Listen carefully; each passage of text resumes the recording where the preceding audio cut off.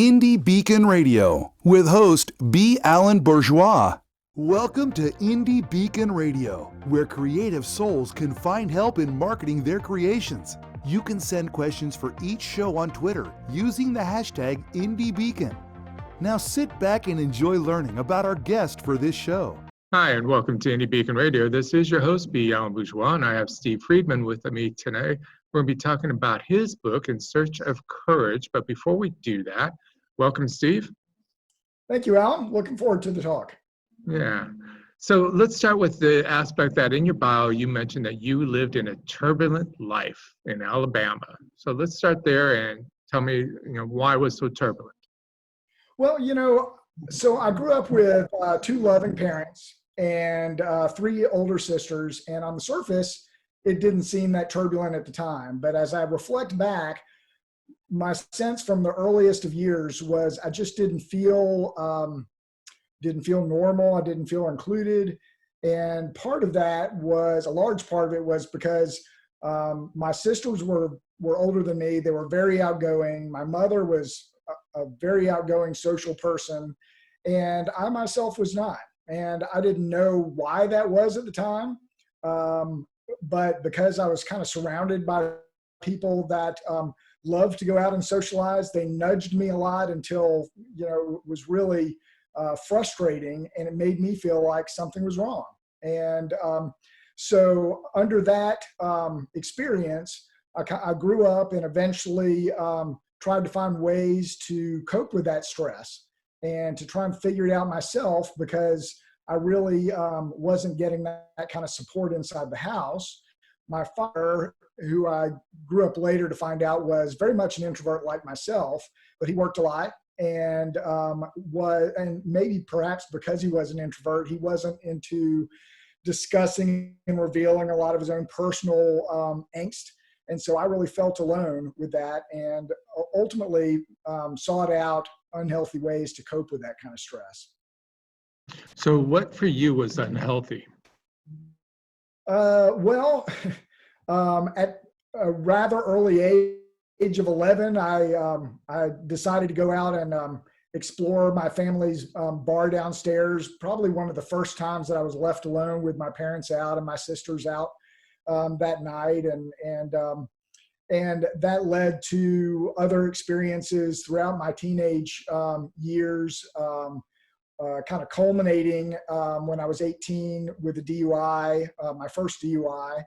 And so for me, it was, I sought out some kind of comfort. I found that in alcohol, and my parents didn't condone it, but also didn't really lay down the law. And so that was my avenue to try and kind of escape.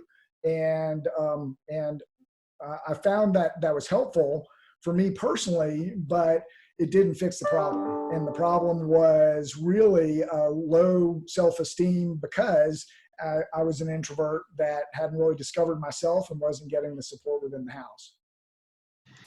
So my initial response, I'm from the South, so I can say this.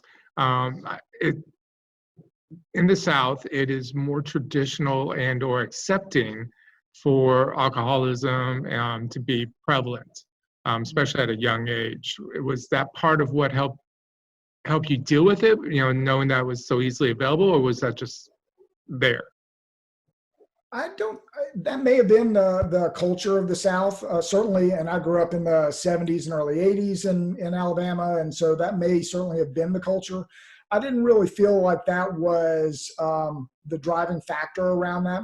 None of my parents or my siblings drank to any kind of excess.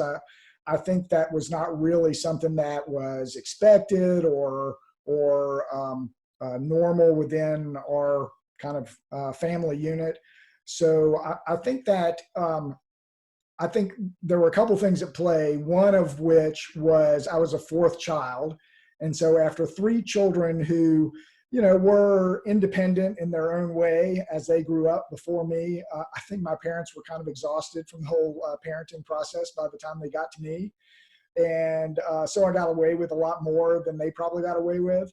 And I also think that, and here I do think it was a cultural aspect of the 70s, maybe more of the South, I don't know, but there really wasn't a lot of sharing around the dinner table. So we would have dinner around the table, but there wasn't a lot of talking about anything beyond the superficial. So, you know, what was really going on with somebody, if they were happy or not, if my family had financial challenges during the late 70s. I mean, that didn't hit the dinner table at all. And so even my own personal challenges and the ways that I sought to cope with those were not really topics of conversation. After I had my first DUI, my dad picked me up at the police station, brought me home.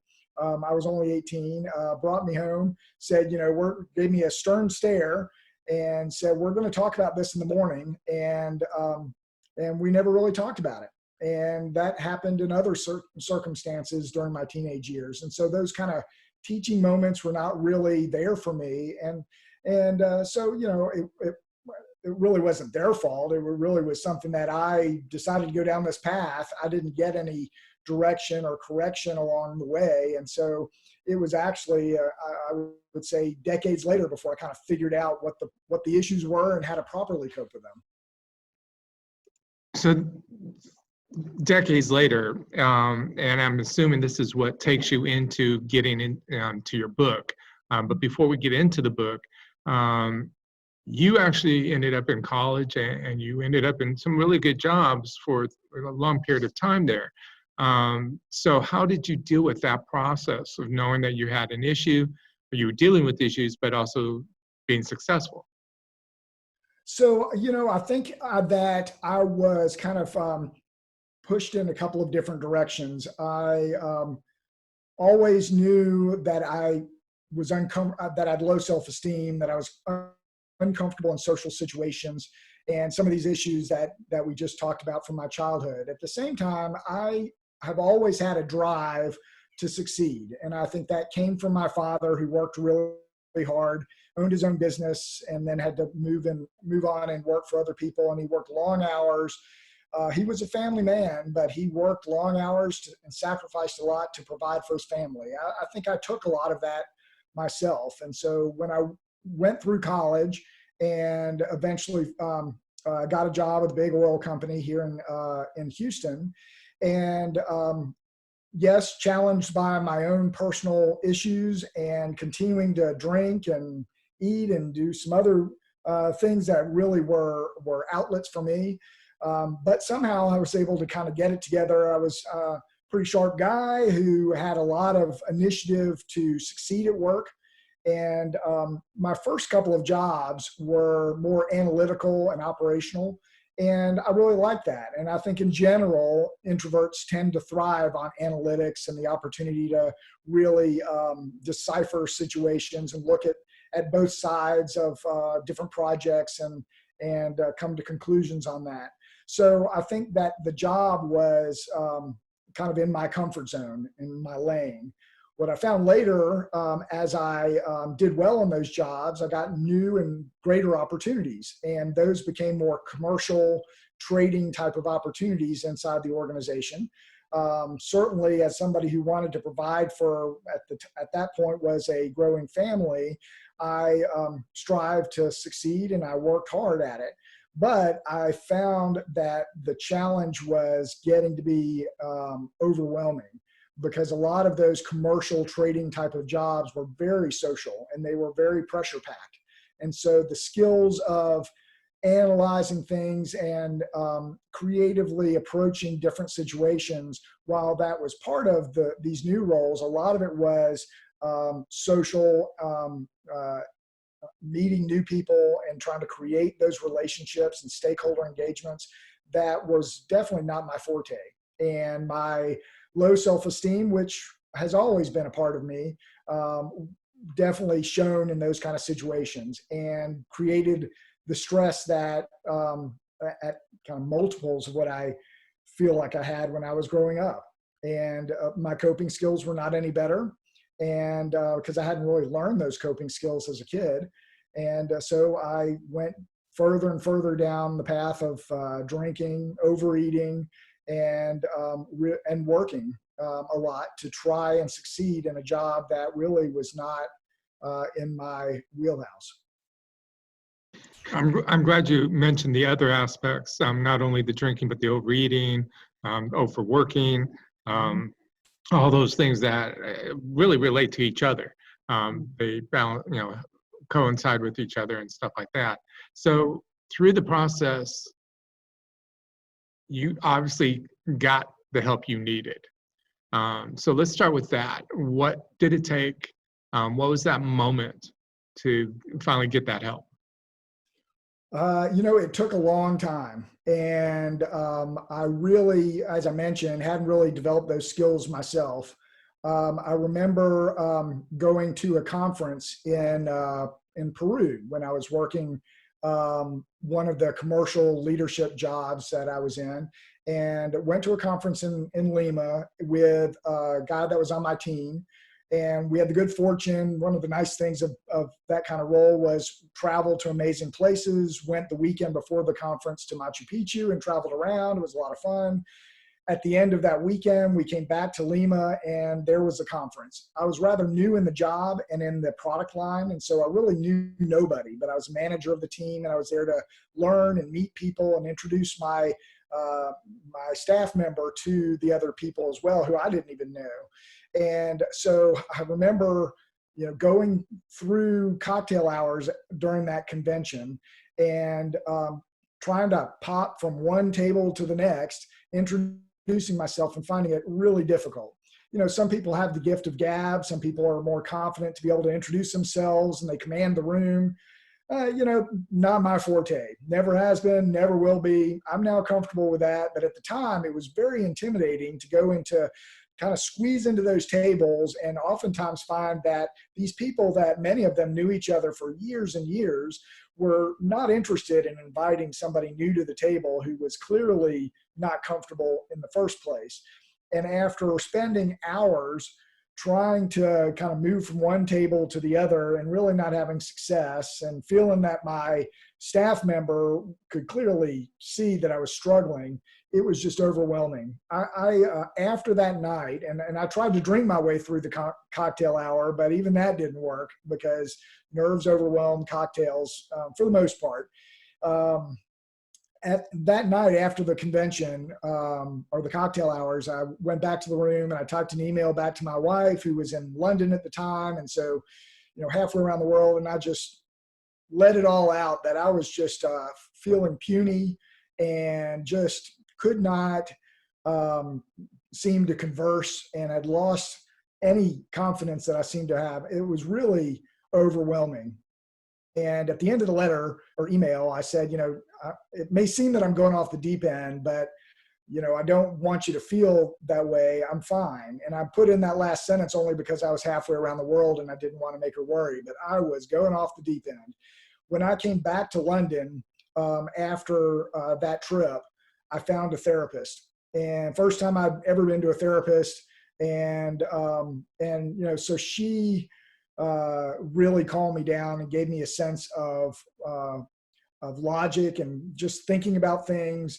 I had heard a little bit about terms like introversion and extroversion and certainly shyness and that sort of stuff before, but I really didn't know if it applied to me. And if I thought it might have applied to me, I really didn't know what to do with that.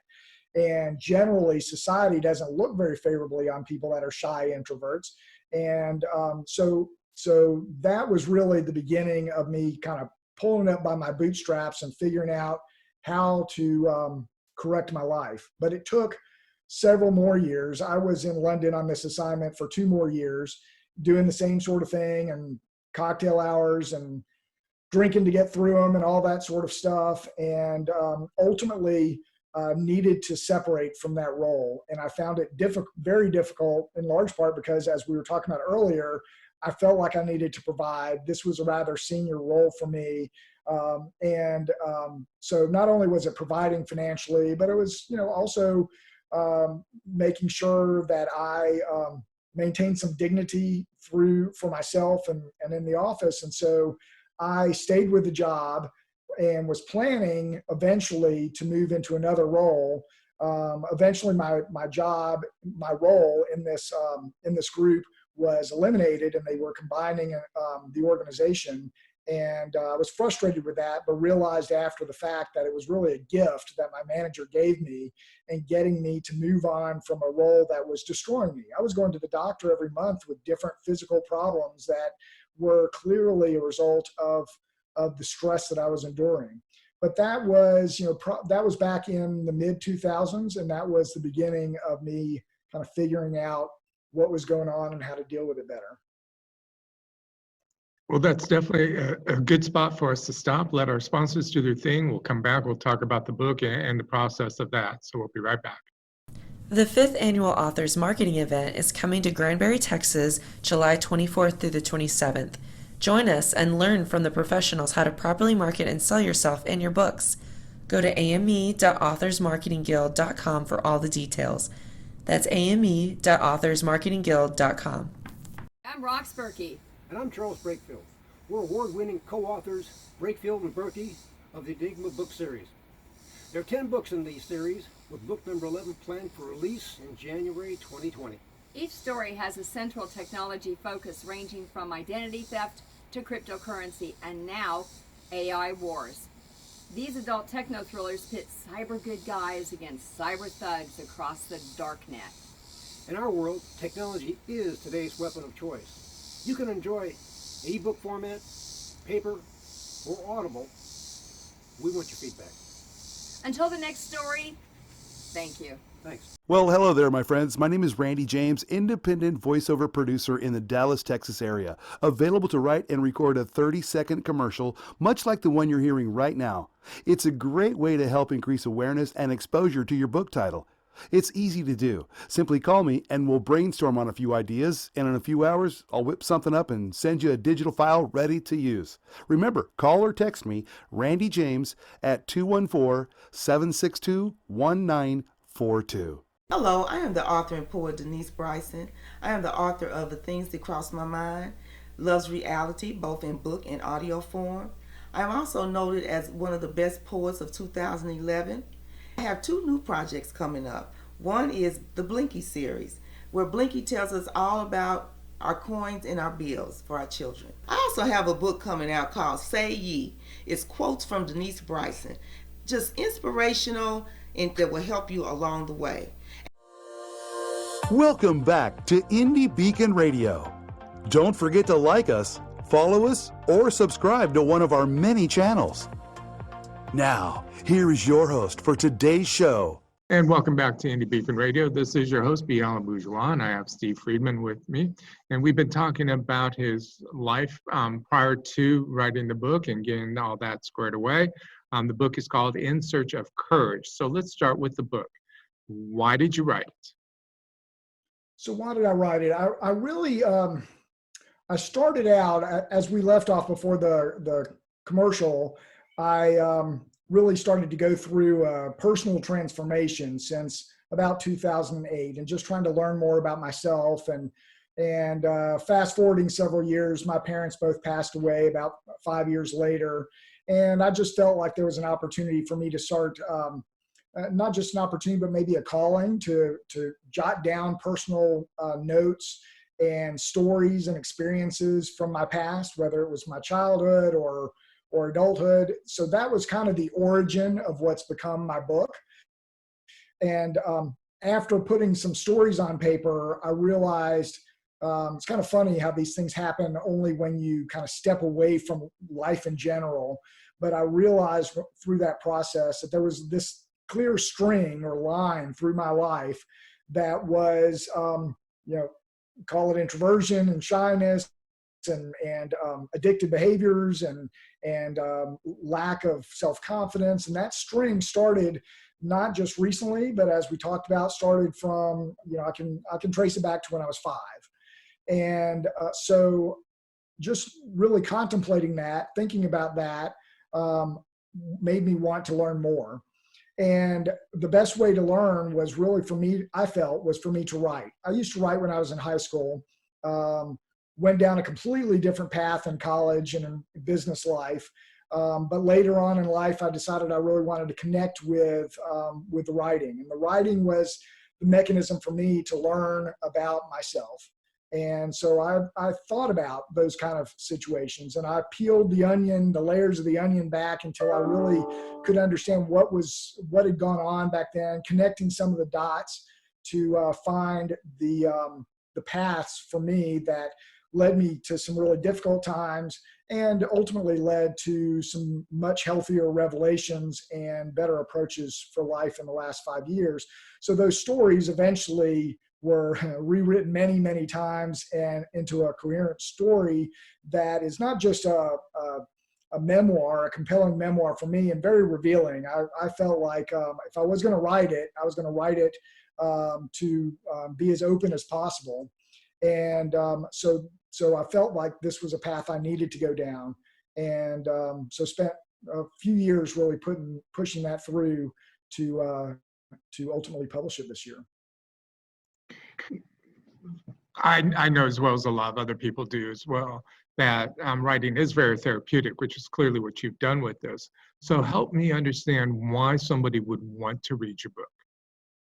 Well, at the beginning of writing the book, I will say it was a personal and, as you say, therapeutic process for me. It was a memoir, and so other people that might be experiencing the same sort of stories might be interested in that memoir. But as I continued to write through it, and then share that with other people during the writing and publishing process, I realized that this is more than just my own personal memoir. It's stories that can inspire other people that may have the same issues. If you talk to introverts, as I've talked to a lot of introverts over the last year through my publishing process and through my website and blog, I've realized that we all oftentimes have the same concerns. We feel alone, we feel misunderstood, we are shunned by a lot of the general population. I think a lot of that is starting to change, but for those people that can relate to some of the stories and feel like they're alone as well, I think this book screams out to them and says, you're not alone. And here's some other examples of what people are going through, what I've gone through, and how I've found my way through that clutter and ultimately to a much better and healthier place for me. And I think that's available to many others who are going through the same struggles. So you mentioned something which I'm going to call you on. The fact that, you've gone through the struggles, as an introvert, and as a writer, you've gone through the aspect of doing the therapeutic work and stuff. But wouldn't you say that a lot of authors are introverts in some respects, and that's why they write? Well, I think that's probably true. Generally, what I found, maybe it's a step back, but introverts oftentimes, even in the source today, words that are synonymous with introvert is often a recluse, antisocial, not normal. These are actually common words that people look at introverts and consider. But introverts have a tremendous amount of strengths, one of which is creativity. So I think you will find there are a lot of introverts that are writers and artists and other people that oftentimes are just have a lot of thoughts and ideas and creation inside their head that they want to get out. So I'm sure I'm not alone as an introvert that's writing. Some of them have chosen to share that as well. So there are other books about by and about their struggles with introversion. But what I found is some of the most popular books tend to be more from a medical perspective about introversion, and those are well and good and definitely serve a purpose and have helped me and many others, I'm sure, to find their path. But this is more of a story that people can relate to. It's not medical, but it's personal. And so I think this is a story others can read through. It's I think a fast read with a lot of interesting, fascinating, sometimes scary stories that they may relate to, and that I hope that they'll take that with the sense that they have a better path going forward. Now, we've only got a couple minutes left of this segment. So I would like for you to pull the one thing from your book that you feel is the most impactful that will help others. So we talked a little bit about this. It took me years, decades, I said, to really understand the source of the challenges that I was going through for most of my life. But once I could understand where it originated from, and it was my own personality, that I was then able to learn more about it, and then I've been able to embrace it. So I think those three steps, just really being aware, learning, and embracing it, are three steps I would really encourage people. And I've seen people that have been out there that have read my book or shared in my blog and website that will share sentiments that really seems to help them down that path. So instead of being relegated to second-class citizen, which many introverts feel like they are, that they actually should be able to embrace their strengths, understand them, and leverage them. So, if you're creative or you're analytical, you're loyal, you're empathetic, embrace those things. Those are all great qualities. And not only embrace them, but make sure that your voice is out there. So whether it's within the family or a social unit or at work, get your voice and your thoughts out there, because those strengths need to be on the table. If a social group or a work group is dominated by extroverts and all the pluses that they bring to the table, but the introverts are in the back of the room not wanting to participate at all, then it's not really a diverse, inclusive approach to coming to the best business solutions or the best conversations within a social environment. So I would really suggest, in their own way, that each of us need to learn more about ourselves and share that with the world. I agree with you 100% on that, because there are a lot of great talent that's not being expressed because of that, whether it be fear or other characteristics and stuff. So having those people involved in some way is really important for the management staff to go that extra distance and to pull that out in some positive way. We are at that point. We do need to take a break for a commercial or our sponsors, and we'll be right back. Thank you for watching or listening to Indie Beacon Radio. Our sponsor, IndieLector.store, is the only bookstore that pays authors their fair share for book sales. Help authors to succeed and enjoy a great book by supporting them at IndieLector.store. Enjoy a 10% discount with coupon code SHOPPER20 at IndieLector.store. Coupon valid until December 31st, 2020. That's IndieLector.store, coupon code SHOPPER20. What started as a love letter to her son has become an international love letter for all parents to their children. Now you can read acclaimed author Shanalee Charbonneau's story to your children. When her son was very sick, she calmed him by singing her own song to him. She turned that song into the book, My Mama Loves Me, I'm Her Little Boy. She wrote 3 more magical books for all parents and kids 6 and under. Available at Indie Lector, Amazon, and all local and national outlets. We Fiction is a fun, fast-paced writing contest for any author team to create a book based on what readers submit for plot, characters, locations, and even plot twists. Learn more about this unique contest at wefiction.dearindie.org. Authors Marketing Guild is a membership-owned organization designed to help authors succeed and learn how to better market and sell themselves and their books. Join us at authorsmarketingguild.com and receive so many benefits you'll wonder why you didn't join sooner. That's authorsmarketingguild.com. Welcome back to Indie Beacon Radio. Don't forget to like us, follow us, or subscribe to one of our many channels. Now, here is your host for today's show. And welcome back to Indie Beacon Radio. This is your host, B Alan Bougeois, and I have Steve Friedman here.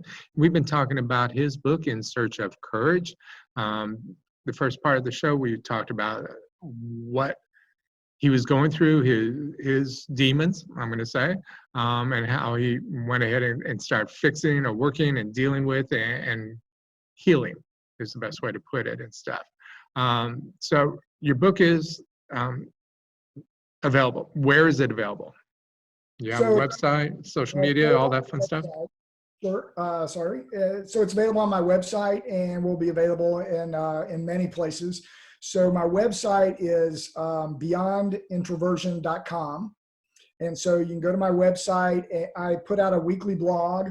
There's also information about the book, about myself, how to buy the book. So you're welcome to go there. That's the easiest way to purchase In Search of Courage. Okay, now in your blog, you're talking about what? So it's a blog about introversion. And so every week I come out with a different topic. So sometimes the topics are sharing excerpts from the book, but more often it's kind of the next phase building on from the book. So it'll talk about different situations or scenarios that are oftentimes challenging for introverts and some tips or ideas on how to overcome those. Some recent ones were how to search for a job as an introvert. So networking is not always our strength, but there's ways to rely and lean on our strengths to network, and we all have to look for jobs and find jobs in our life. So those tips are out there. Tips about how to manage the holidays and how to find your own space every once in a while. Introverts are not, it's not that introverts are not social. Introverts are social in our own way and in our own time and space.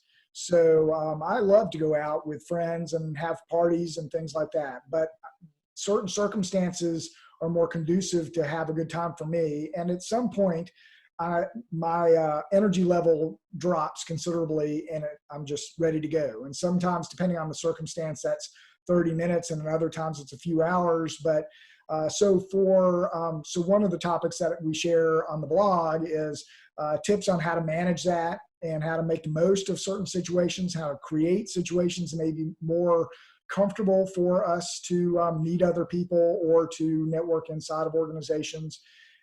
So those are frequent topics of the blog. Okay, so I'm going to put you on the spot here. You've got a new book, you've got to be out there, you've got to be promoting it and stuff like that. So that's going to be a challenge for you. Have you figured out how you're going to best handle that? So that's a great topic. I think marketing a book is probably challenging for everybody, but for introverts, I'll certainly say that's a huge challenge. I found that in writing and publishing that the writing community is very helpful, overflowing with information and advice and suggestions. And so it's great to learn from a lot of people. However, a lot of people have very strong views on what you should do. And so for me, I have realized through the process that I want to learn and listen to all those pieces of advice, but ultimately I have to decide how to do that in something that is most comfortable for me. So I'm comfortable to kind of stretch myself outside of my comfort zone, but largely a lot of my marketing has been through writing. So social media, blogs, website have been very active. I've been on guest blogging on other websites in order to bring other people into the mix, writing articles in order to get not just the book out there, but also the topic of introversion and how to cope with it in better ways. So I'm probably not going to be out there doing a speech every week. That's just not my forte. I've thought about it, but frankly, I'd rather leverage my strengths. And it's one of the messages that we talked about a bit in the last segment. I'd rather leverage my strengths and do things that I think I'm much better at and enjoy, because the process should be enjoyable as well. And so that's a lot more small group conversations and more through the written word, which also helps me to improve on my writing skills as well and think about what my next project's going to be. Well, that sounds perfect. And it seems like you may be having a course or definitely a speaking engagement associated down the road when you're ready for that to help others through the process and stuff. So if you would please give your website one more time. Okay. So the website is beyondintroversion.com. Okay. And everybody will be able to find out where you're going to be at, what events you'll do and stuff like that, as well as where they can get the book and how they can reach out to you, social media, email, all that stuff, correct? All that information is on the website, yes. Wonderful. Well, I thank you very much for your time and I wish you the best of luck. Thank you, Alan. I appreciate the conversation and all you're doing for authors and for the time we had together tonight. Appreciate it. Thank you for listening to Indie Beacon Radio, where creative souls can find help in marketing their creations. To learn more about Indie Beacon services, to be a guest on the show, or to advertise on our show, please visit our website. Indie Beacon Radio with the host, B Alan Bougeois. Indie Beacon Radio is produced by B Alan Bougeois for Authors Marketing Guild LLC, copyright 2020. Voiceover by Randy James, Lydia Bello, and B Alan Bougeois. To be a sponsor of the show or for more information, please email us at info@authorsmarketingguild.com. To be interviewed for the show, please complete the form at radio.authorsmarketingguild.com. Music Always Rejoice by Ram